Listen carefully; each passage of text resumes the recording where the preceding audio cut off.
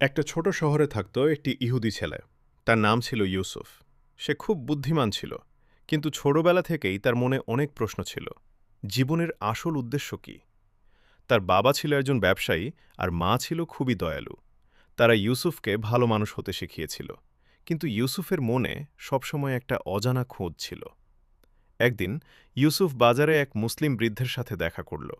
বৃদ্ধটি খুব শান্তভাবে কথা বলছিল এবং মানুষের সাথে খুব সুন্দর আচরণ করছিল। ইউসুফ অবাক হয়ে জিজ্ঞেস করল, আপনি এত শান্ত ও সুখী কেন? বৃদ্ধটি হেসে বললেন, কারণ আমি এক আল্লাহর উপর ভরসা করি আর তাঁর পথে চলার চেষ্টা করি। এই কথাগুলো ইউসুফের মনে গভীর ছাপ ফেলল। সে প্রতিদিন ওই বৃদ্ধের কাছে যাওয়া শুরু করল এবং ইসলাম সম্পর্কে জানতে লাগল। নামাজ, দয়া, সত্যবাদিতা, সবকিছু। দিন যেতে লাগল, আর ইউসুফ বুঝতে পারল যে সত্য, দয়া আর এক আল্লাহর ইবাদতের মধ্যেই আসল শান্তি আছে। অনেক চিন্তা করার পর একদিন সে সিদ্ধান্ত নিল, সে সত্যের পথেই চলবে। কিন্তু সে তার বাবা-মাকে কষ্ট দিতে চায়নি।